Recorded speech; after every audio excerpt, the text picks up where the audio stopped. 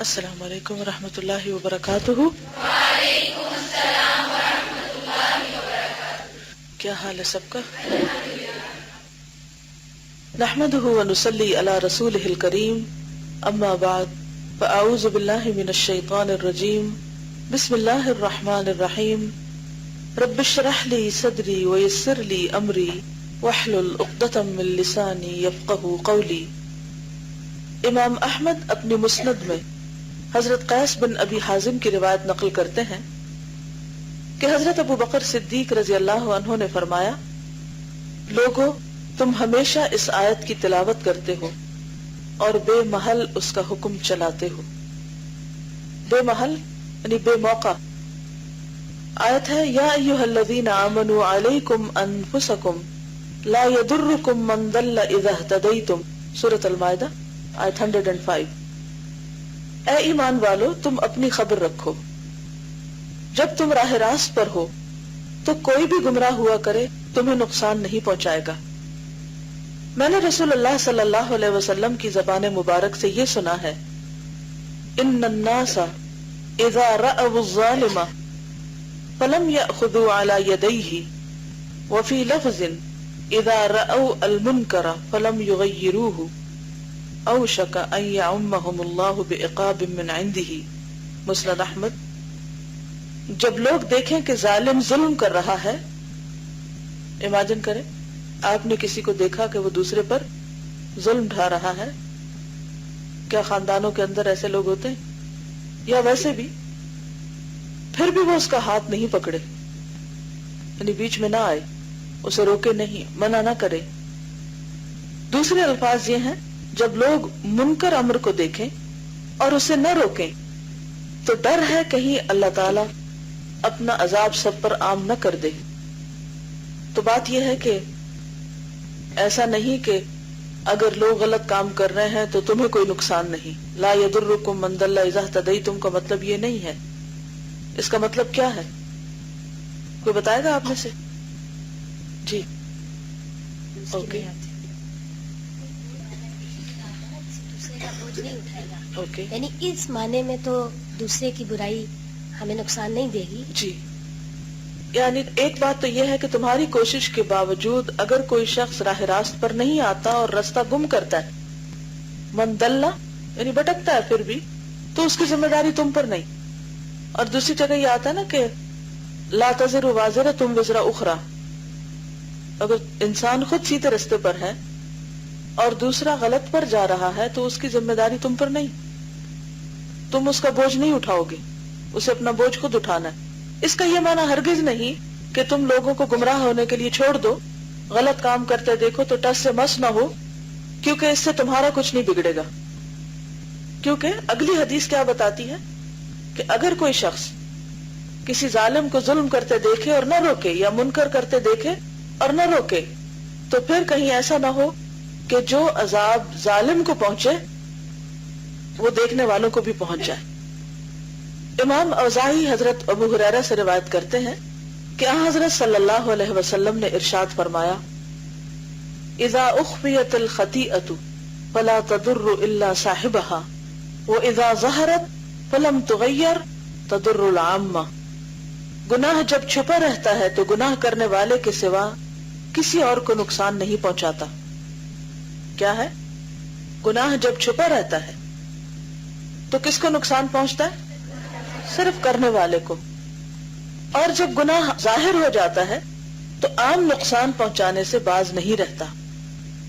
یعنی گناہ ہر حال میں نقصان دہ ہے، چھپے ہوئے گناہ کا نقصان کرنے والے پر ہے، لیکن ظاہری گناہ کا نقصان سب پر ہے۔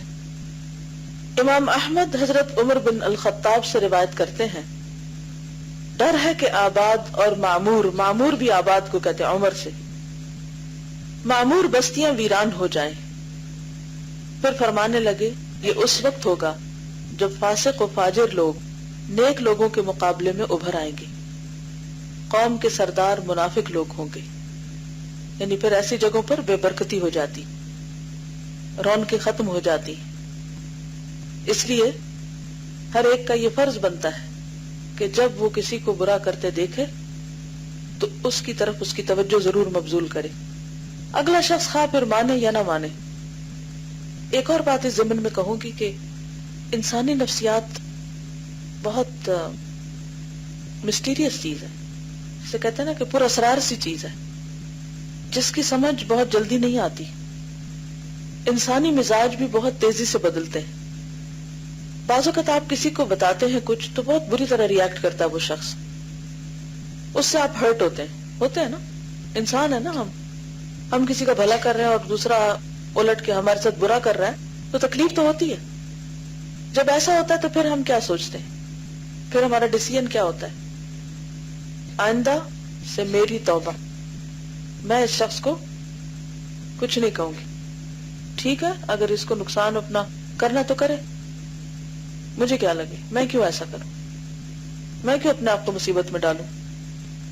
عموماً ایسا ہی ہوتا ہے نا. اچھے سے اچھے تعلقات میں، قریب سے قریب ترین رشتوں میں، مثلاً آپ اپنے ہسبینڈ کو کوئی بات کہتے ہیں اور جب آپ دیکھتے ہیں کہ وہ نہیں سن رہے تو پھر آپ کیا سوچتے ہیں کہ آج کے بعد میں نہیں کہوں گی، انف از انف. بچے کو کہتے ہیں وہ نہیں سنتا تو آپ کیا کہتے ہیں؟ چھوڑو، پھر خود ہی سمجھ آ جائے گی. لیکن چھوڑ تو نہیں سکتے نا، پھر چھوڑ دیتے ہیں کہ اچھا خود سمجھنے دو. اسی طرح دوستوں کو، کیونکہ ادروائز ہمیں پھر اپنے دکھ کے علاوہ ان رشتوں کے چھٹنے اور کٹنے کا ڈر ہوتا ہے. یہ بھی ایک ہوتا ہے کہ یہ پھر ہم سے بہت دور ہو جائیں گے تو انہیں دور نہیں کرنا. تو انسان ایک بیچ کے اس میں آ جاتا ہے کشمکش میں. لیکن یاد رکھیے کہ کبھی کسی انسان کے ڈر سے، کبھی اپنے ہرٹ ہونے کی وجہ سے خیر کا پیغام یا خیر کی بات عام کرنے سے نہ رکے، دوسرے کی خیر خواہی کرنے سے نہ رکے. کیونکہ اس بات پر ہم سب کا یقین ہونا چاہیے کہ خیر خیر ہی لاتی ہے، الٹیمیٹلی اس کا نتیجہ خیر ہی ہوگا، اور شر سے شر ہی پوٹتا ہے، گناہ سے نقصان ہی ہوتا ہے، خواہ جلد یا بدیر. کہیں آگ لگی اور آپ اگنور کر دیں تو یہ تو نہیں ہو سکتا کہ مصیبت ٹل جائے گی، یہ تو بڑھتے بڑھتے آپ تک بھی پہنچ سکتی، اس لیے اگنور تو نہیں کر سکتے. جہاں تک انسانی نفسیات کی بات ہے تو وقتی طور پر جب لوگ ریاکٹ کرتے ہیں نا تو بھی آپ یہ نہ سمجھے کہ انہوں نے سنا نہیں، یہ انہیں فائدہ نہیں ہوگا. ایک وقت آئے گا کہ وہ ریئلائز کریں گے کہ آپ ان کی خیر خواہی کر رہے تھے اور وہ اس کو مانیں گے، اور پھر وہ آپ کے شکر گزار بھی ہوں گے چاہے وقتی طور پر انہیں برا لگے. یہ بالکل ایسے ہوتا ہے کہ جیسے ایک انجیکشن لگنے لگتا ہے نا جس وقت، پھر کیا ہوتا ہے، تکلیف ہوتی ہے، لیکن جب سوئی اندر چلی جاتی اور اپنا کام کرتی اور اس کے فوراً بعد انسان کو ریلیف ملتا ہے تو انسان کس کا شکر گزار ہوتا ہے؟ سوئی چبھونے والے کا. انجیکشن لگانے والا نہیں کہوں گی، سوئی چبھونے والے کا. تو بالکل جب آپ کسی کو اچھی بات کرتے ہیں تو آپ یوں ہی جیسے آپ نے اس کو انجیکشن لگایا، سوئی چبھو دی، اور اس نے جب چیخ ماری تو آپ کو بری لگی اور ہو سکتا غصہ بھی آیا، لیکن آپ نے اس کے فائدے کے لیے کیا تو انشاءاللہ اس کا فائدہ نظر آئے گا. پھر اسی طرح آپ دیکھیں کہ انسان کی فطرت کے اندر اللہ نے خیر کی طلب رکھ دی ہے. بعض اوقات آپ دیکھیں بچے بھوکے ہوتے ہیں لیکن آپ انہیں کھلانا چاہتے ہیں تو وہ کھاتے نہیں بلکہ روتے چلے جاتے ہیں. کبھی آپ نے چھوٹے بچوں کو دیکھا کہ رو رہے ہیں، ماں کہتی ہے اچھا دودھ پی لو تو دودھ بھی نہیں پیتے، پھر بھی رو رہے ہیں. وہ ایک خاص اثر میں ہوتے ہیں، خاص طرح کی تکلیف میں ہوتے ہیں جس کو ہم اس وقت سمجھ نہیں رہے ہوتے. ہم سوچتے شاید ان کو بھوک ہی نہیں لگی، نہیں بھوک ہوتی ہے، لیکن اس وقت وہ اتنے کمزور ہوتے ہیں کہ اپنی ویکنس پر قابو نہیں پا سکتے، حتیٰ کہ وہ سامنے والے کیا اپنے خلاف بھی غصہ کر رہے ہوتے ہیں. They can't help themselves. اس وقت وہ اور قابل رحم ہوتے ہیں. ہم ایسے تھوڑی کرتے ہیں اچھا نہیں دودھ پیتے نہ پیو، اگر نہیں کرتے یہ نہ کرو، ٹھیک ہے میں جا رہی ہوں. ایسا کوئی نہیں کر سکتا. پھر آپ ایک ہیلا کرتے، دوسرا کرتے، ادھر سے تدبیر کرتے، ادھر سے کرتے ہیں، حتیٰ کہ کوئی نہ کوئی آپ کو راستہ مل جاتا ہے اس کو چپ کرانے کا. پھر وہ نارمل رہتا ہے، ٹھنڈا ہو جاتا ہے، پھر آپ کے گلے آ لگتا ہے. اکثر ایسا ہوتا ہے نا بچوں کو آپ ڈانٹتے ہیں وہ تھوڑی دیر روتے ہیں، بعضوں کا جواب بھی دے دیتے ہیں، لیکن پھر کیا کرتے ہیں تھوڑی دیر میں پھر آ کے آپ کے پاس لیٹ جاتے ہیں، آپ کے گلے لگ جاتے ہیں. حیرت نہیں ہوتی یہی انسان چند لمحے پہلے کیا کر رہا تھا اور اب کیا کر رہا ہے؟ تو پھر کیا انسان لوگوں کے وقتی ری ایکشن سے، لوگوں کی ناراضگیوں سے، لوگوں کے غیر مشکور رویے سے اپنا کام چھوڑ دے؟ نہیں یہ تو نہیں چھوڑنا، آج نہیں تو کل ان کو خیر خواہی سمجھ آئے گی. جیسے پیغمبروں نے اپنی قوم کی خیر خواہی کی لیکن قوم نے نہیں مانا، تو جب عذاب سے تباہ ہو گئی تو ایک پیغمبر نے کہا نا کہ وَلَٰكِن لَا تُحِبُّونَ النَّاصِحِينَ، کہ تم خیر خواہی کرنے والوں کو پسند نہیں کرتے. سَتَذْكُرُونَ مَا أَقُولُ لَكُمْ وَأُفَوِّضُ أَمْرِي إِلَى اللَّهِ، ان قریب تم یاد کرو کہ تمہیں سمجھ آ جائے گی جو میں تمہیں کہہ رہا ہوں، لیکن میں اپنا معاملہ اللہ کے سپرد کرتا ہوں، کہ میں تم سے کوئی بدلہ نہیں لیتا، میں تم پہ کوئی ناراض نہیں ہوتا. پیغمبروں کی ساری تاریخ میں آپ دیکھیں قوموں نے جیسے بھی ریاکٹ کیا انہوں نے آگے سے جواباً کوئی برا ریاکشن نہیں دکھایا. کیا کیا؟ صبر، تحمل، حلم کا مظاہرہ کیا. تو اسی طرح جو شخص بھی امر بالمعروف اور نہی عن المنکر کرنے والا ہوتا ہے اس کے اندر یہ اخلاق ہونا بہت ضروری ہے کہ دوسرے شخص کے ریاکشن کے جواب میں آپ پورے صبر و تحمل سے کام لیں. کل میں کہیں بیٹھی تھی اپنے بچے کے ساتھ تو مجھے کہتا ہے کہ آپ مجھے سمجھایا کریں. میں نے کہا میرا سمجھانا تو تمہیں اچھا نہیں لگتا. کہتا نہیں مجھے اچھا لگتا. میں نے کہا لیکن میں نے جب تمہیں سمجھایا تم نے ریاکٹ کیا تو میں اب تمہیں نہیں سمجھاؤں گی. کہتا نہیں آپ مجھے سمجھائیں، چاہے مجھے برا لگے پھر بھی آپ مجھے سمجھاتی رہیں. تو اس میں مجھے بڑی حیرت ہوئی اور اس کے ذریعے اللہ نے مجھے ایک سبق سکھایا کہ کوئی ایک نصیحت شاید ایسی نہ ہو کہ جسے غور سے سنا گیا ہو یا انٹرسٹ شو کیا گیا ہو.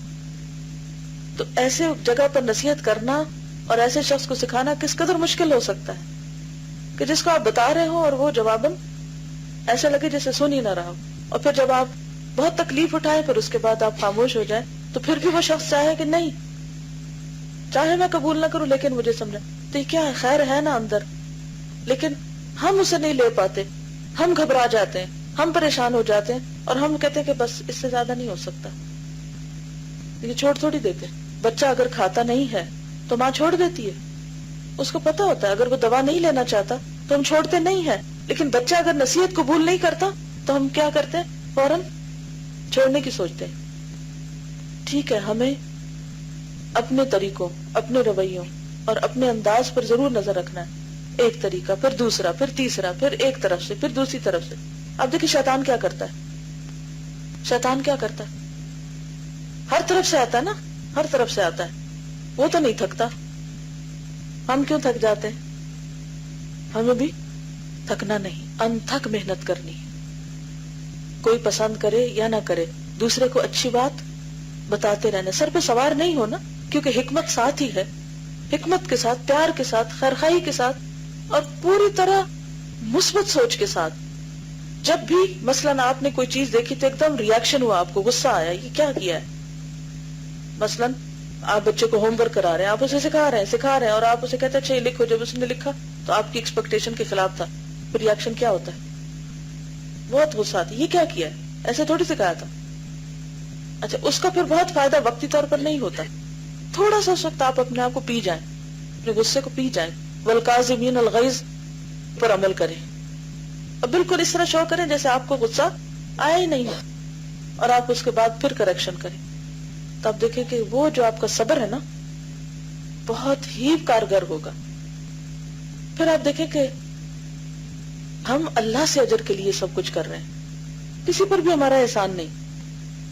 وما توفیقی الا باللہ علیہ توکلت والیہ انیب. اسی کے بھروسے پہ کام شروع کرنا، اور اگر نہیں فائدہ ہوتا اسی کی طرف پھر رجوع کرنا ہے. رونا ہے تو اللہ کے آگے جا کے رونا ہے کہ یار اب میں نے تو پوری کوشش کی لیکن دوسرے کو فائدہ نہیں پہنچ رہا، تو یہ فائدہ بھی تو ڈال تاکہ میرے اندر یہ خیال نہ ہے کہ یہ میرے کرنے سے کچھ ہوا ہے. جی آپ. السلام علیکم استاذ. دیکھیے اگر قرآن اور سنت کے مطالعے سے میرے اندر کوئی چھوٹی سی کوئی خراب عادت میں اللہ کا شکر نکال پاتی ہوں، اور پھر بالکل قریبی جو ہوتے ہیں جیسے بہن ہے، اب بہن سے بہت فرینکنس ہوتی، ان کو بھی میں کوئی وہی والا پھر غلط کام کرتے دیکھوں تو اب ایک دل میں کانفیڈینس بھی ہوتا ہے کہ اچھا میں منع تو کر سکتی ہوں، میرے اندر نہیں ہے، لیکن پھر بھی ایک ڈر ہوتا ہے. وہ ڈر کیوں ہوتا ہے کسی کو منع کچھ کرتے ہوئے؟ اور یہ کہ اس ڈر ریاکشن کا ڈر ہوتا ہے، ہم وہ ریاکشن فیس نہیں کرنا چاہتے، ہم اندر سے بڑے نازک ہوتے ہیں. تو اپنے آپ کو ریڈی کر لیا کریں کہ میں نے یہ اب کرنا ہے کام اور اس کا لیش بیک ہوگا، واپس پڑے گی مجھ پہ. دوسرا تانا بھی دے سکتا ہے، کوئی کہے کہ اچھا کل تک تو تم بھی یہی کر رہی تھی. تو ہمیں یہ سننے کے لیے تیار ہو جانا چاہیے کہ ہمیں وہ تانا دیا جائے گا کہ 900 چوہے کھا کر بلی حج کو چلی، اب تک تو یہ کر رہے تھے اور اب آپ ہمیں نصیحت کرنے لگے. اور دوسری طرف یہ امید بھی رکھیں، یقین رکھیں، تسلی رکھیں کہ اگر میں چھوڑ سکتی ہوں یہ بد عادت تو یہ بھی چھوڑ سکتا ہے، نا امید نہ ہو. جی بعض اوقات یہ ہوتا ہے استاذہ کہ آپ نصیحت جو کرتے یا جس کو بھی کہہ رہے ہوتے وہ آپ کو اپنے عمل سے اور ہر لحاظ سے باور کراتا ہے کہ اسے آپ کی ضرورت نہیں ہے مثلا، یا یہ کہ وہ زیادہ سمجھدار ہے فار ایگزامپل. بالکل. تو اس وقت یہ ہوتا ہے کہ وقتی طور پر آپ کنارہ کشی بھی بے شک اختیار کر لیں، لیکن جب آپ کی باری آئے، کیونکہ جب ہم اس دنیا میں رہتے ہیں تو آج ہمیں اس کی ضرورت ہے تو کل اسے ہماری ضرورت پڑ سکتی ہے. بالکل. تو اس وقت پھر جب آپ کی باری آئے تو پھر آپ خیر خواہی کریں. جب آپ اس وقت خیر خواہی کرتے ہیں اور اس سے پھر یہ ہوتا ہے کہ ایک وقت ایسا آتا ہے کہ اگلا بندہ بات بالکل سن لیتا ہے آپ. بالکل. جی السلام علیکم. جو ابھی آپ بتا رہی تھی استاذہ سے مجھے ایک بات یاد آ گئی کہ میں اپنے کزن کو میتھس پڑھا رہی تھی اور اس کو پڑھانا آلموسٹ امپاسبل ٹاسک لگتا ہے. ایک تو وہ تھوڑا سا سلو تھا پک کرنے میں اور اس کا ٹینشن بہت آرام سے ادھر ادھر ہو جاتا تھا. وہ بار بار مجھے اس کو یہ کہہ کے پڑھانا پڑتا تھا کہ اچھا اس کے بعد ہم پھر یہ والی گیم کھیلیں گے، اس کے بعد ہم وہ کریں گے، تو پھر اس کا ٹینشن رہتا تھا. اور مجھے اس کی بات سے بڑی حیرت ہوئی کہ ایک پوائنٹ پہ حالانکہ میں بہت فرسٹریٹڈ تھی لیکن میں نے کہا نہیں میں نے اس کو پڑھانا ہے جو بھی ہو جائے. تو وہ مجھے کہتا ہے کہ امی تو رو پڑتی ہیں آپ کیوں نہیں رو رہی؟ تو یہ بات واقعی ہے کہ ہو سکتا ہے وہ اگلا بندہ ایکسپیکٹ ہی نہ کر رہا ہو کہ آپ اتنے پرسسٹنٹ ہوں گے، اور ہو سکتا ہے کیونکہ just because you give up تو وہ بندہ وہ چیز نہ اٹینڈ کر پائے جو وہ ادروائز کر سکتا ہو. تو اس سے میں نے یہ چیز سیکھی تھی. بالکل. یہ جو استقامت ہے نا اور ارادے کی پختگی کہ امپاسبل نہیں کر کے چھوڑنا ہے، تو اللہ تعالیٰ بھی مدد کرتا ہے. السلام علیکم. وعلیکم السلام. میں اور میری سسٹر نے تعلیم القرآن کورس جب مکمل کیا تو ہم لوگ اپنے گھر گئے تھے تو فرینڈس کو فون کر رہے تھے کہ کون اب ایڈمیشن لے گا، کورس کر رہے تھے انہیں. تو میری سسٹر نے اپنی ایک فرینڈ کو فون کیا تو اس کا ریئیکشن آگے سے بہت برا تھا. اس نے کہا کہ کیا مجھے پاگل کتے نے کاٹا جو میں پڑھنے کے لیے جاؤں. تو وہ بہت ڈپریس ہوئی اس بات پہ، بہت زیادہ رو بھی رہی تھی. پھر ہم دونوں نے پلان بنایا ایک کہ ہم اس کو نہیں کہیں گے کہ تم پڑھنے کے لیے جاؤ، تم ڈیلی اس کو ایک ایک بات بتاتی جانا فون پہ بے شک، یا ویکلی بھی تم کوئی اگر اچھا کام کرتی ہو تو وہ اس کو بتانا کہ میں نے یہ سیکھا تھا تو میں نے اس کو اس طرح اپلائی کیا. تو اب ماشاءاللہ وہ ریڈی ہو چکی ہے، 4 ماہ ہو گیا اور اب ماشاءاللہ وہ ریڈی ہو گئی ہے کہ میں ایڈمیشن لوں گی. الحمدللہ. بالکل. اور اگر آپ اس وقت کہتے کہ دیکھو ہم نے تو اس کا بھلا چاہ اور اس نے یہ کہا، آج کے بعد ہماری تو اس سے کٹی، تو پھر یہ خیر تو آپ کو نہیں ملتی نا. جی آپ بولیے کیا کہتے. السلام علیکم. وعلیکم. الحمدللہ پرسوں جیسے بات ہوئی تھی کہ قوا انفسکم واہلیکم نارا، کہ آپ نے بھی موٹیویٹ کیا تھا کہ ہر چیز شیئر کرنی ہے گھر والوں سے. تو پہلے تو نہیں کر پاتی تھی لیکن پرسوں سے اتنی زیادہ موٹیویشن ہوئی. پہلے بھی کرتی تھی لیکن اتنا زیادہ کانشیسلی نہیں.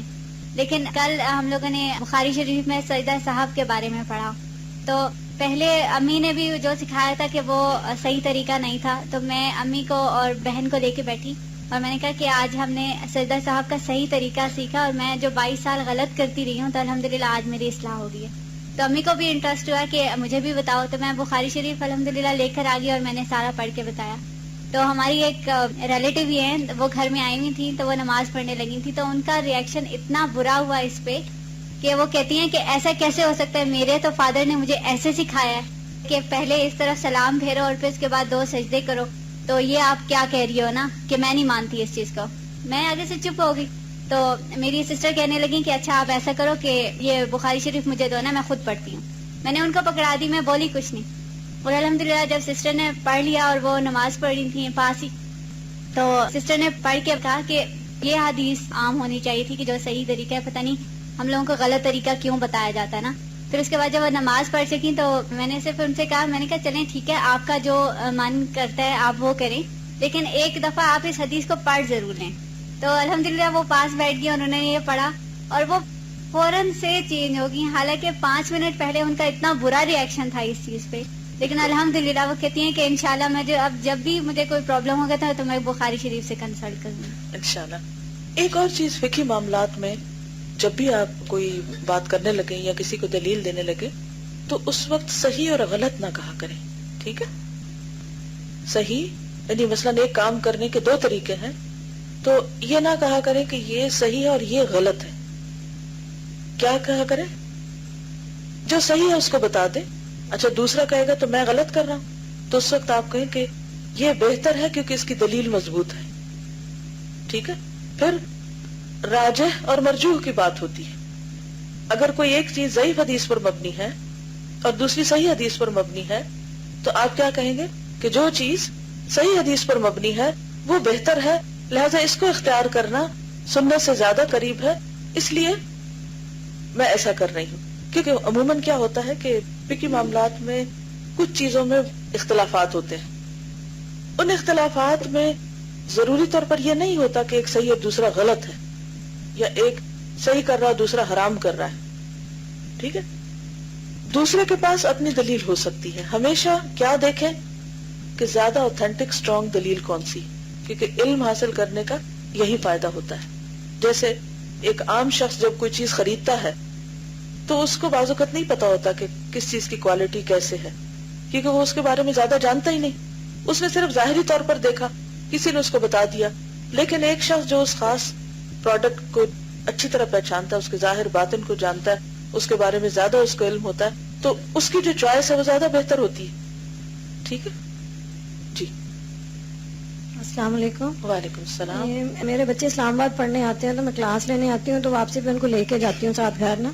تو وہی بات کہ ہم بچوں کو کہنا ہی چھوڑ دیتے ہیں کہ آپ یہ کام کریں اور یہ مت کریں، کیونکہ بچے سننا نہیں پسند کرتے، اتنے ریلیکٹنٹ ہو جاتے ہیں. جب آپ بار بار ان کو سمجھاتے ہو، ٹوکتے رہتے ہو، تو وہ پسند نہیں کرتے. تو وہ میں نے بھی یہ کچھ عرصے سے بات چھوڑ دی ہوئی تھی کہ بتاتی ہی نہیں تھی بچوں کو. تو کل وہی بات ہوئی کہ اپنے گھر والوں کو بتائیں، تو اب گاڑی میں تو بچوں نے بیٹھنا تھا. اب میں نے سوچا کہ گھر جا کے ان کو بتاؤں گی. تو اب میں نے کہا گھر تو انہوں نے میرے ہاتھ نہیں چڑھنا، تو پھر ٹیوشن شروع ہو جائے گی ان کی، اور پھر شام میں تھکے ہوں گے اور انہوں نے سننی نہیں ہے. تو پھر میں نے گاڑی میں ہی ان کو بتانا شروع کر دیا. یہ ایک بڑے کام کی بات ہے. آپ سب کو یہ راز کی بات بتائیں کہ اگر کسی سے بھی بات کرنی ہو کہ جو نہ سنتا ہو اور توجہ نہ دے، تو اس کو گاڑی میں سوار ہو کے ساتھ لے چلیں. کیونکہ میں شروع سے بچوں کے ساتھ یہ تربیہ ٹائم رکھتی تھی. اس طرح بچوں کو شوق ہوتا ہے نا، چلو سیر پہ چلیں، چلو آئس کریم کھلا لیں، چلو یہاں لے جائیں وہاں لے جائیں. تھوڑا بہت گھر سے نکال لیا، وہ چھوٹی سی جگہ پہ پھنس جاتے ہیں. اب تھوڑی دیر تو وہ ادھر ادھر ہوتے ہیں، لیکن پھر آہستہ آہستہ بات کرنے لگتے ہیں، پھر سننے بھی لگتے ہیں. تو یہ ایک بہت زبردست طریقہ ہے، اور میں سمجھتی ہوں کہ جو مائیں اپنے بچوں کو اسکول چھوڑ کے آتی ہیں، لے کے آتی ہیں، that is the best time. کیونکہ اس وقت لمبے لمبے ٹریفک کے اشارے بعض اوقات ملتے ہیں، بعض اوقات وہ تھکے ہوئے ہوتے ہیں.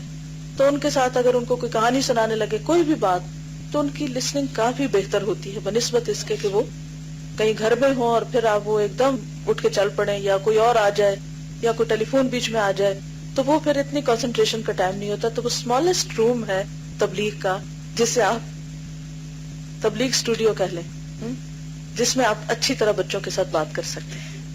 تو اس موقع سے خوب فائدہ اٹھائیں. جی آپ کیا کہتی ہیں؟ السلام علیکم. ایک کوشچن جو اکثر ہم لوگ جب کسی کو کچھ بات بتا رہے ہوتے ہیں، چاہے اسٹوڈنٹس میں بھی بتا رہے ہوں، تو یہ بہت آتا ہے کہ قرآن میں تو یہ آیا ہے کہ اللہ تعالیٰ جس کو ہدایت دینا چاہے وہ دیتا ہے، اور جس کو بھٹکانا چاہے بھٹکا دیتا ہے.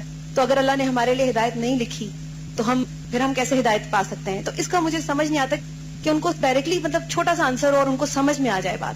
انہوں نے کہاں سے پڑھا کہ ان کے لیے نہیں لکھی ہوئی؟ بس قرآن میں جب کبھی آیت آتی ہے نا کہ اللہ تعالیٰ جس کو چاہے، وہ اس کو نہ پیچھے دیکھتے ہیں نہ آگے، بس یہی کہتے ہیں کہ نہیں، جس کو ہم کہیں کہ ہمارے لیے. آپ نے تقدیر کا چیپٹر پڑھا تھا ہمارے؟ جی میں نے ان کو اس حساب سے بھی کافی سمجھانے کی کوشش کی. جی اصل بات یہ ہے کہ جس نے نہیں ماننا ہوتا نا، تو اس کو کوئی بھی بہانہ یا کوئی بھی لفظ مل جاتا ہے انکار کرنے کے لیے. لیکن اصل بات یہ ہے کہ اگر تقدیر میں نہیں بھی لکھا ہوا تو پھر تقدیر کو تقدیر سے ہی توڑنا ہے نا. یعنی کہ آپ اپنی تقدیر میں اس بات کو سیکھنا اور سمجھنا کر لیں، تو انشاءاللہ اگر آج وہاں ہے تو اللہ ہی تقدیر لکھتا اور مٹاتا ہے. تو اگر آپ کی تڑپ ہوگی تو اللہ تعالیٰ آپ کو اس کیٹیگری سے اٹھا کے اس میں ڈال دے گا. اس کے لیے کیا مشکل ہے؟ لیکن ہمارا تو فرض ہے نا کہ ہم سنیں اور سمجھیں. کیونکہ سورۃ اس میں آتا ہے نا الملک میں، قیامت کے دن لوگ کہیں گے لو کننا نسمع او نعقل ما کننا فی اصحاب السعیر، کاش ہم سنتے یا سمجھتے تو آج ہم دوزخ والوں میں شامل نہ ہوتے. چلیے چیپٹر مکمل کر لیتے، پھر اگر کچھ وقت ہوا تو مزید بات کریں. امام اوزاعی حضرت حسان بن عطیہ سے روایت کرتے ہیں کہ حضرت صلی اللہ علیہ وسلم نے فرمایا میری امت کے اشرار اخیار کے مقابلے میں ابھریں گے. اخیار یعنی اچھے لوگ خیر سے، اور اشرار شر سے. اور ایسے ابھریں گے کہ ایمان والے لوگ اس طرح چھپا کریں گے جس طرح آج منافق ہم سے چھپتے ہیں.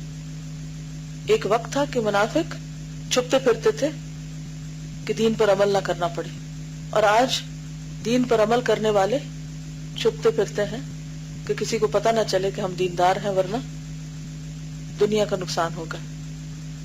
ابن ابی دنیا حضرت ابن عباس سے ایک مرفوع حدیث روایت کرتے ہیں کہ ایک زمانہ آئے گا مومن کا دل پانی میں نمک کی طرح گھل کر رہ جائے گا.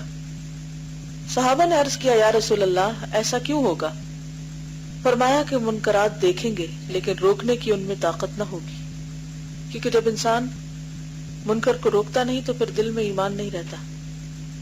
امام احمد حضرت جریر سے روایت کرتے ہیں کہ آن حضرت صلی اللہ علیہ وسلم نے فرمایا جس قوم میں گناہوں کا ارتکاب ہو اور بدکرداروں کے مقابلے میں دوسرے لوگ غالب ہوں اور پھر بھی وہ ان کو نہ روکیں تو اللہ تعالیٰ تمام پر اپنا عذاب نازل فرمائے گا. صحیح بخاری میں حضرت اسامہ بن زید سے مروی ہے کہ آن حضرت صلی اللہ علیہ وسلم نے ارشاد فرمایا قیامت کے دن ایک شخص کو لا کر جہنم میں ڈال دیا جائے گا، جہنم میں اس کی آنتیں تک نکل پڑیں گی. وہ دیوانہ وار اس طرح جہنم میں چکر لگائے گا جس طرح چکی کے گرد گدھا چکر لگاتا ہے. یہ دیکھ کر دوسرے جہنمی اس کے ارد گرد جمع ہو جائیں گے اور پوچھیں گے کہ تیرا یہ حال کیوں ہے؟ تو ہمیں اچھے کاموں کا حکم دیا کرتا تھا اور برائیوں سے روکتا تھا. وہ جواب دے گا میں تمہیں اچھے کاموں کا حکم دیتا تھا لیکن میں خود عمل نہیں کرتا تھا. بری چیزوں سے روکتا تھا مگر بری چیزوں سے خود باز نہیں رہتا تھا.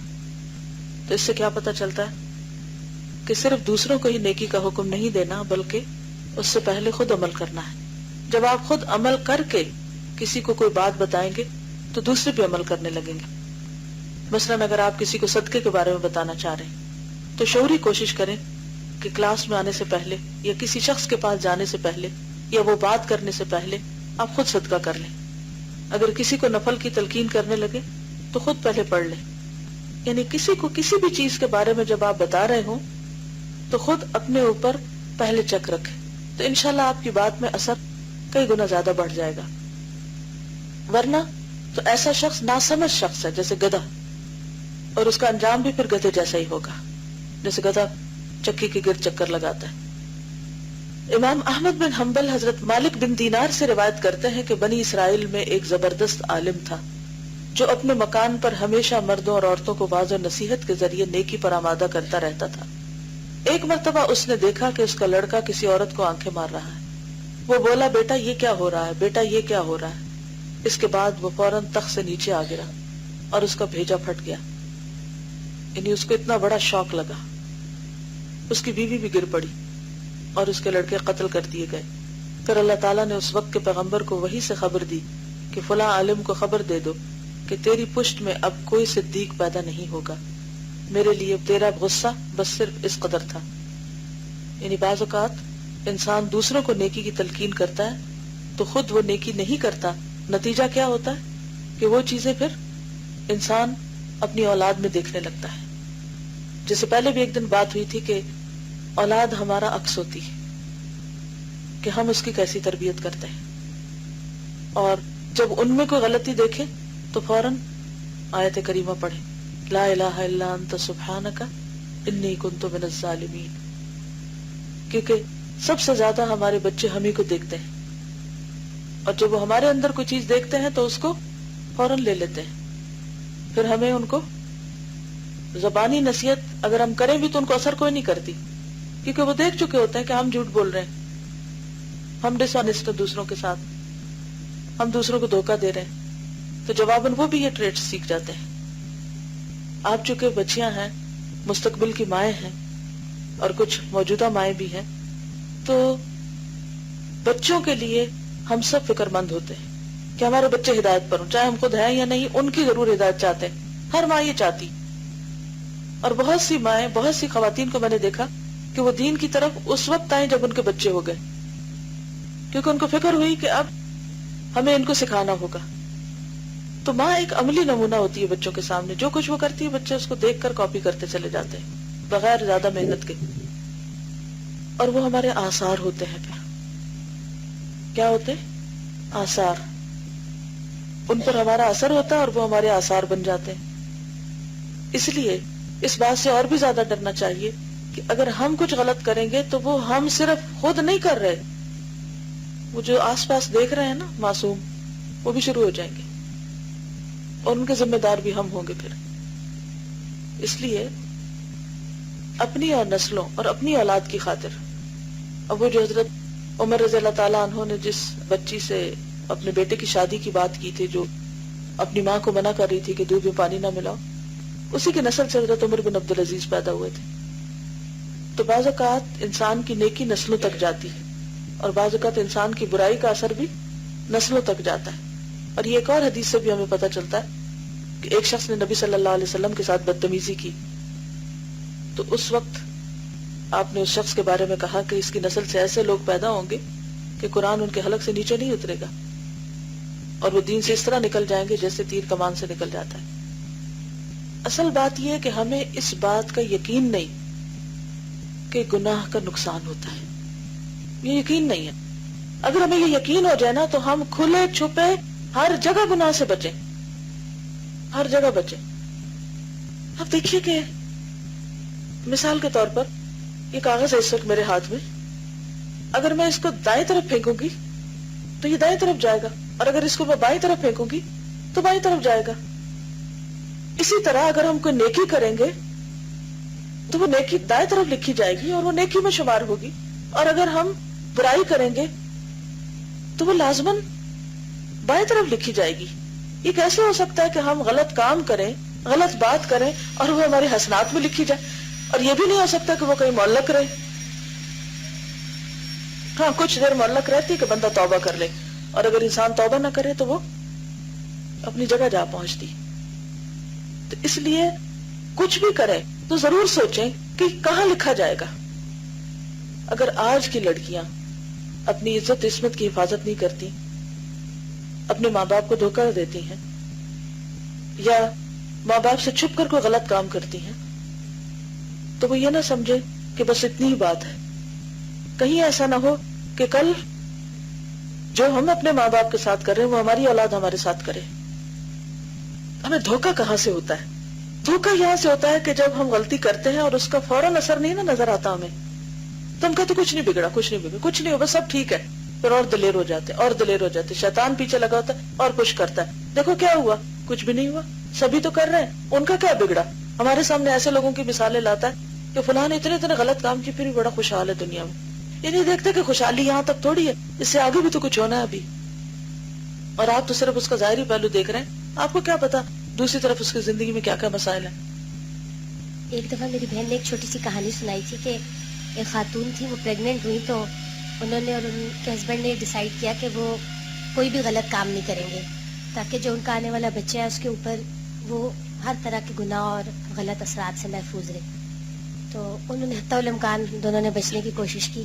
بہرحال وہ بچہ پیدا ہوا اور اس کے تقریباً 2 یا 3 سال شاید بچے کی عمر تھی. تو ایک دن وہ اپنے گھر کے چھت پہ تھے, تو وہاں پر یہ ہوا کہ ساتھ والے گھر سے ایک درخت جو تھا امرود کا, وہ ان کی چھت کے اوپر آ رہا تھا اور اس پہ امرود لگے ہوئے تھے.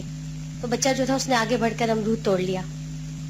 تو وہ جو ہسبینڈ تھے انہوں نے ایک دم اپنی بیوی کی طرف دیکھا اور کہا کہ یہ ہمارے بچے نے یہ کام کیسے کر لیا, کہ کسی کا ہم نے تو اتنی احتیاط کی تھی. تو ان کی بیوی نے کہا کہ پریگننسی کے دوران ایک دن میں اسی طرح چھت پہ آئی تھی اور میرا دل چاہا بہت زیادہ, تو میں نے امرود توڑ کے کھا لیا تھا. تو انہوں نے کہا کہ دیکھو جو غلطی تم نے اتنی عمر میں آ کے کی تھی ہمارے بچے نے اتنی چھوٹی عمر میں ہی کر لی. تو یہ کہ یہ نہیں ایک سٹوری ہے لیکن اس میں ایک لیسن ہے. بالکل, یعنی آپ ایک چھوٹا سا پتھر اٹھا کے پھینکے اور کہے کہ نہیں اس سے شیشہ نہیں ٹوٹے گا. کیسے نہیں ٹوٹے گا؟ ہم ایک جھوٹ بولیں, غلط بات کریں اور ہم کہیں کہ اس سے کوئی نقصان نہیں ہونے والا. کیسے نہیں؟ کس نے ہمیں یہ سکھا دیا کہ نقصان نہیں ہوگا؟ نقصان ہوگا. اور ہماری اکثریت دنیا کے نقصان سے تو پھر ڈر جاتی ہے, آخرت کے نقصان سے کوئی ڈر ہے ہی نہیں. یا وقتی نقصان سے تو ڈرتے ہیں, جو لیٹر آن نقصان ہونے والے ان کی فکر ہی نہیں. تو صحیح معنوں میں تقویٰ ذہنی بیداری اور قلبی شعور کے جاگنے کا نام ہے۔ امام احمد حضرت عبداللہ بن مسعود سے روایت کرتے ہیں جس کے مطابق آن حضرت صلی اللہ علیہ وسلم نے ارشاد فرمایا کہ چھوٹے سے چھوٹے گناہ سے بھی اپنے آپ کو بچاؤ، کیونکہ یہ گناہ جمع ہو کر بندے کو ہلاک کر دیتے ہیں۔ بعد ازاں آن حضرت صلی اللہ علیہ وسلم نے اس کی مثال پیش فرمائی کہ لوگوں کا قافلہ جب جنگل میں کسی میدان میں منزل کرتا ہے تو کھانا پکانے کے لیے کوئی ادھر ادھر سے لکڑی لے آتا ہے، کوئی اونٹ کی خشک مینگنیاں لے آتا ہے، کوئی کیا اور کوئی کیا، تاکہ ایندھن کا ڈھیر لگ جاتا ہے، پھر آگ سلگائی جاتی ہے تو ہرا سوکھا سب اس میں جل جاتا ہے، ہرا سوکھا سب اس میں جل جاتا ہے۔ صحیح بخاری میں حضرت انس بن مالک سے مروی ہے کہ تم ایسے کام کیا کرتے ہو جو تمہاری نگاہوں میں بال سے باریک اور معمولی نظر آتے ہیں، لیکن ہم ایسے کاموں کو عہد نبوی میں مہلکات میں شمار کرتے تھے۔ یعنی تم کئی گناہ کرتے اور کہتے تو معمولی بات ہے، صغیرہ سمجھ کر ان کی پرواہ نہیں کرتے، لیکن ہم ان کو نبی صلی اللہ علیہ وسلم کے دور میں ہلاک کرنے والی چیزوں میں شمار کرتے تھے۔ صحیح بخاری کے علاوہ صحیح مسلم میں حضرت عبداللہ بن عمر سے مروی ہے رسول اللہ صلی اللہ علیہ وسلم کا ارشاد ہے کہ ایک عورت کو اس لیے عذاب دیا گیا کہ اس نے بلی کو باندھ رکھا تھا، اسے نہ کھلاتی پلاتی تھی نہ کھولتی تھی، حتیٰ کہ اسی حالت میں وہ بلی مر گئی۔ ابو نعیم نے حلیۃ الاولیاء میں ایک روایت نقل کی ہے کہ حضرت حذیفہ سے ایک دن پوچھا گیا کہ بنی اسرائیل نے اپنا دین ترک کر دیا تھا، بنی اسرائیل نے اپنا دین چھوڑ دیا تھا؟ انہوں نے کہا نہیں، بلکہ جب انہیں کسی بات کا حکم دیا جاتا تو وہ اس پر عمل نہیں کرتے تھے، کسی چیز سے روکا جاتا تو وہ اسے ضرور کرتے تھے۔ انہوں نے اپنے دین کا چولا اس طرح اتار پھینکا تھا جیسے آدمی اپنی قمیص اتار پھینکتا ہے، یعنی دین کو نہیں چھوڑا لیکن دین پر عمل نہیں کیا۔ اپنے آپ کو دیندار کہتے تھے لیکن دین ان کی عملی زندگی میں کہیں نظر نہیں آتا تھا۔ بعض اسلاف کا قول ہے کہ معاصی کفر کے اس طرح قاصد ہیں جس طرح بوسہ جماع کا قاصد ہے، گانا زنا کا، نگاہ عشق کی، اور بیماری موت کی قاصد یعنی پیغامبر، یعنی یہ چیزیں اس کو آگے جنم دیتی ہیں۔ حلیۃ الاولیاء ہی میں حضرت ابن عباس سے مروی ہے، فرماتے ہیں کہ اے گناہ کرنے والے، تو نگاہ کے فتنے اور اس کے انجام بد سے بے خوف نہ رہنا، کیونکہ یہ اس گناہ سے بھی بڑا گناہ ہے۔ تیرے دائیں اور بائیں دو فرشتے ہیں، ان سے شرم و حیا نہ کرنا اس گناہ سے بھی بڑا گناہ ہے، یعنی فرشتوں سے شرم نہ کرنا اس گناہ سے بھی بڑی بات ہے۔ تمہارا ہنسنا اور اس کا اندازہ نہ کرنا کہ اس کے بدلے تمہارے ساتھ کیا معاملہ ہوگا، یعنی بعض لوگ گناہ کر کے پھر اس پر مزید ہنستے بھی ہیں، یہ اس ہنسی سے بھی بڑا گناہ ہے۔ گناہ پر تمہارا خوش ہونا اس گناہ سے بھی بڑا گناہ ہے۔ گناہ کرنا اور اس پر نادم نہ ہونا گناہ سے بھی بڑا گناہ ہے۔ ہوا تمہارے دروازے کے پردے کو حرکت دے، پھر بھی تم گناہ میں مشغول رہو اور دل میں یہ خوف پیدا نہ ہو کہ اللہ تعالیٰ تمہیں دیکھ رہا ہے، تو یہ اس گناہ سے بھی بڑا گناہ ہے۔ خدا تمہارا بھلا کرے۔ یعنی اللہ سے نہ ڈرنا دراصل سب گناہوں کی جڑ ہے، اور سب گناہوں سے بڑا گناہ ہے کہ انسان ڈھیٹ ہو کر غلط کام کرتا چلا جائے۔ حضرت ایوب نے کیا گناہ کیا تھا جو اللہ تعالیٰ نے انہیں ایک سخت ترین بیماری میں مبتلا کر دیا اور ان کا سارا مال چھین لیا؟ گناہ تو صرف اتنا ہی تھا کہ ایک غریب مسکین نے ایک ظالم کے ہاتھ سے چھڑانے کی ان سے درخواست کی اور انہوں نے اس کی فریاد نہ سنی اور ظالم کو نہ روکا۔ امام احمد روایت کرتے ہیں کہ حضرت ہلال بن سعد کہا کرتے تھے، یہ نہ دیکھو کہ گناہ چھوٹا ہے، بلکہ یہ دیکھو کہ تم کس کی نافرمانی کر رہے ہو، یعنی اللہ کتنا بڑا ہے۔ حضرت فضیل بن ایاز فرماتے ہیں کہ گناہ کو تم جس قدر چھوٹا سمجھو گے اسی قدر وہ اللہ تعالیٰ کے نزدیک بڑا ہو جائے گا، اور گناہ کو تم جس قدر بڑا سمجھو گے اسی قدر وہ اللہ کے نزدیک چھوٹا ہو جائے گا، یعنی اللہ تعالیٰ پھر اس کو معاف کر دے گا۔ کتابوں میں یہ روایت ہے کہ اللہ تعالیٰ نے حضرت موسیٰ علیہ السلام کو وحی کے ذریعے یہ فرمایا کہ اے موسیٰ، میری مخلوق میں سے سب سے پہلے جسے موت نے گھیرا وہ ابلیس ہے، یعنی جس کا ایمان ختم ہوا۔ یہاں موت سے مراد حصی نہیں بلکہ مانوی موت۔ میری نافرمانی سب سے پہلے اسی نے کی، جو لوگ میری نافرمانی کرتے ہیں ان کو میں مردہ ہی سمجھتا ہوں۔ مسند اور جامع ترمذی میں حضرت ابو ہریرہ سے مروی ہے کہ حضرت صلی اللہ علیہ وسلم نے ارشاد فرمایا کہ مومن جب کوئی گناہ کرتا ہے تو اس کے دل پر ایک سیاہ نقطہ پڑ جاتا ہے، وہ توبہ کر لے اور گناہ چھوڑ دے تو سیاہ نقطہ صاف ہو جاتا ہے، زیادہ گناہ کرے تو زیادہ سیاہ نقطے پڑ جاتے ہیں تاکہ اس کا سارا دل سیاہ ہو جاتا ہے. اور یہی وہ سیاہی ہے جس کے متعلق اللہ تعالیٰ ارشاد فرماتے ہیں کلا بل ران علی قلوبہم ما کانوا یکسبون، سورۃ المطففین. نہیں بلکہ بات یہ ہے کہ ان کے دلوں پر انہی کے اعمال کے زنگ بیٹھ گئے ہیں، ان کے دلوں پر انہی کے اعمال کے زنگ بیٹھ گئے ہیں. امام ترمذی فرماتے ہیں کہ اوپر بیان کی گئی حدیث صحیح ہے، یعنی سیاہ نقطہ لگنے کی. حضرت حذیفہ فرماتے ہیں بندہ گناہ کرتا ہے تو اس کے دل پر سیاہ نقطہ پڑ جاتا ہے اور گناہ کرتے کرتے اس کا سارا دل گرد آلود بکری کی مانند ہو جاتا ہے، میلا ہو جاتا ہے. امام احمد حضرت عبداللہ بن مسعود سے روایت کرتے ہیں کہ حضرت صلی اللہ علیہ وسلم نے ارشاد فرمایا کہ اے قریش، اس حکومت کے حقدار تم ہی ہو، لیکن اس وقت تک کہ تم اللہ تعالیٰ کی نافرمانی نہ کرو. نافرمانی کرو گے تو وہ تم پر ایسے لوگوں کو مسلط کر دے گا جو تمہیں چھیل ڈالیں گے اور تمہاری کھال اس طرح اتاریں گے جس طرح لکڑی چھیل دی جائے. یہ کہہ کر آپ نے اس لکڑی کی طرف اشارہ فرمایا جو آپ کے ہاتھ میں تھی اور لکڑی کی چھال اتار دی تو سفید چکنی لکڑی اندر سے نکل آئی. امام احمد حضرت وہب سے روایت کرتے ہیں کہ بنی اسرائیل کو اللہ رب العالمین نے فرمایا تھا کہ میری اطاعت اور پیروی کی جائے تو میں خوش ہوتا ہوں، برکت دیتا ہوں اور میری برکت کی کوئی حد نہیں ہوتی، اور جب میری نافرمانی کی جائے تو میرا غضب نازل ہوتا ہے اور میری لعنت نافرمانی کرنے والے کی 7ویں اولاد تک پہنچتی ہے. امام احمد سے مروی ہے کہ حضرت عائشہ صدیقہ نے حضرت معاویہ کو ایک مراسلہ بھیجا، خط بھیجا، جس میں انہوں نے لکھا اما بعد فإن العبد اذا عمل بمعصیت اللہ عاد حامدہ من الناس ذاما، زم سے اما بعد، جب بندہ اللہ تعالیٰ کی نافرمانی کرتا ہے تو اس کی تعریف کرنے والے بھی اس کی مذمت کرنے لگتے ہیں. تو اس وقت انسان کو سوچنا چاہیے کہ وہ کون سا ایسا گناہ کر رہا ہے جس کا اسے شعور بھی نہیں. اب پچھلی جتنی بھی باتیں پڑھیں اور آگے بھی پڑھیں گے کہ اچھا اگر گناہ کا اثر اتنی دور تک جاتا ہے تو اب جو ہمارے آباء و اجداد نے گناہ کیے پھر اب ہم کیا کریں، اور جو ہم گناہ کر رہے ہیں تب تو پھر کوئی امید کا راستہ ہی نہیں، اب اثر تو ہونا ہی ہے اور ہو جائے گا اور اب ہم تو کچھ بھی نہ کریں. کیا ایسے ہی کرنا حل ہے اس کا؟ کیا کریں گے؟ ربنا اغفر لی ولوالدی وللمؤمنین یوم یقوم الحساب. خوب خوب استغفار کریں اپنے لیے اور اپنے آباء و اجداد کے لیے، کیونکہ اس کا حل استغفار ہی ہے. اور ان الحسنات یذہبن السیئات، جو ہو چکا سو ہو چکا، وہ وقت واپس نہیں آ سکتا، لیکن اللہ مہربان ہے. لہذا ضرورت اس بات کی ہے کہ رو کر سچے دل سے توبہ کریں اور آئندہ ایسی کوئی حرکت نہ کریں، اور اس بات کی دعا کریں کہ یا اللہ جو ہماری غلطیاں ہیں اس کا وبال آگے نہ جائے. ابو نعیم حضرت ابو الدرداء سے روایت کرتے ہیں آدمی کو چاہیے کہ ایمان والوں کی لعنت سے اپنے آپ کو بچائے، کیونکہ وہ نازل ہوتی ہے تو اس کا پتہ بھی نہیں چلتا. اس کے بعد فرمایا کہ جانتے ہو کس طرح؟